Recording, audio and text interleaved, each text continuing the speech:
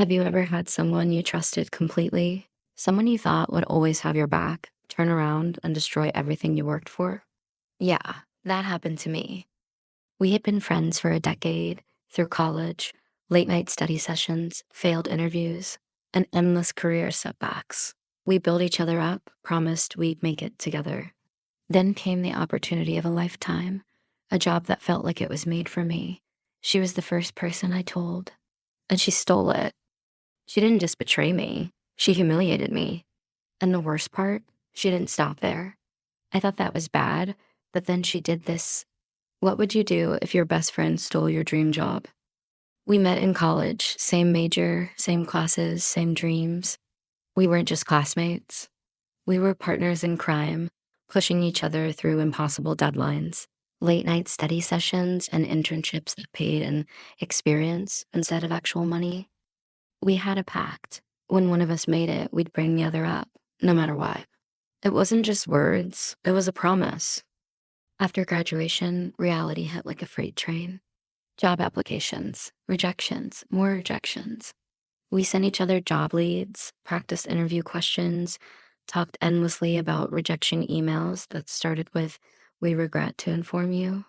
We vented about how unfair the industry was, how people with connections always got ahead while we were stuck in the cycle of entry level experience required for an entry level job. But we had each other. That was enough. Or so I thought. At first, we were in the same boat, both struggling, both stuck in the endless cycle of rejection emails. No backup plan, no safety net, just pure survival mode. But slowly, things started shifting. She started getting calls, interest, a few solid offers, and I was genuinely happy for her. I cheered her on, celebrated each success because that's what friends do. Meanwhile, I was still stuck, still waiting for my break. Then one day, I found it, the job, not just any job.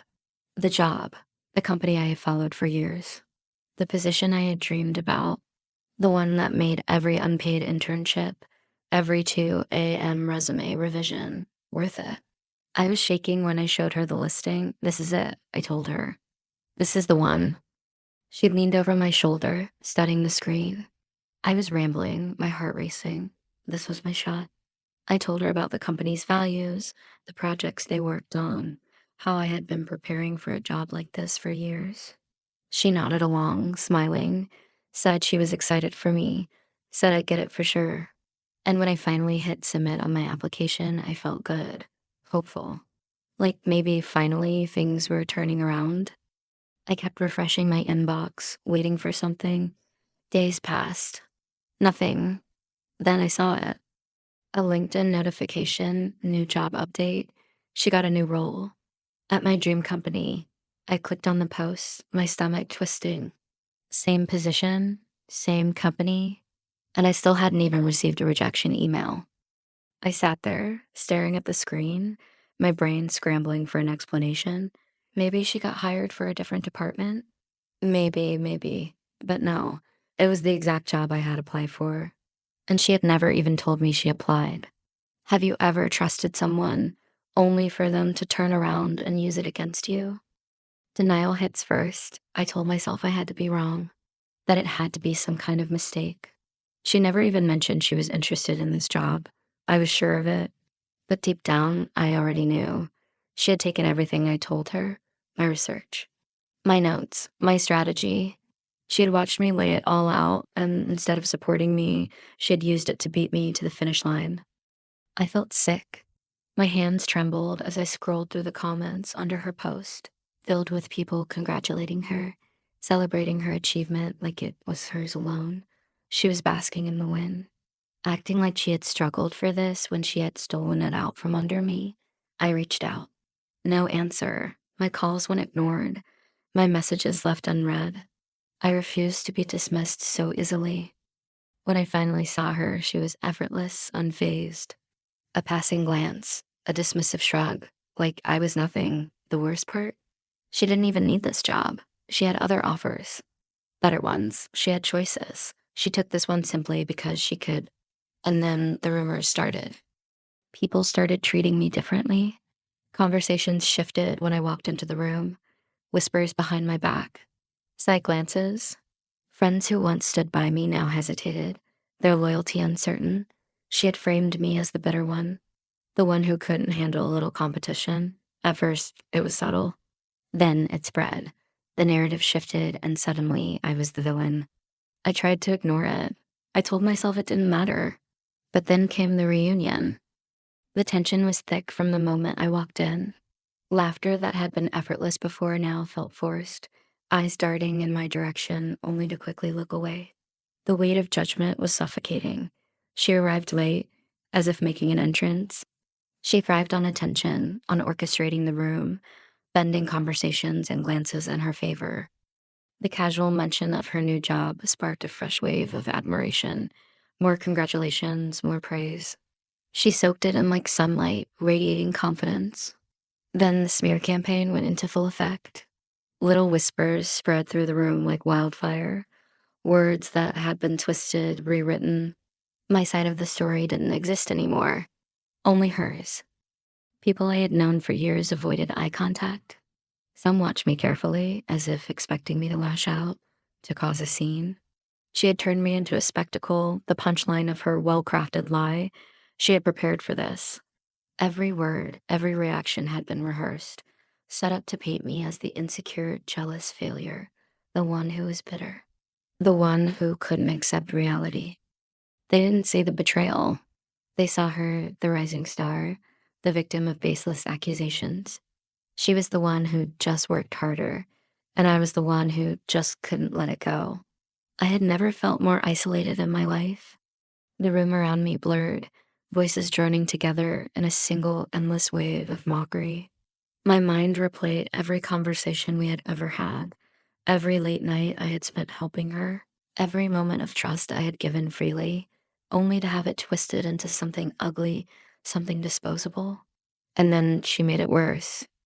She laughed, a knowing, smug laugh that cut through the air like a knife. The final blow, the unspoken message that rang louder than any of the whispers.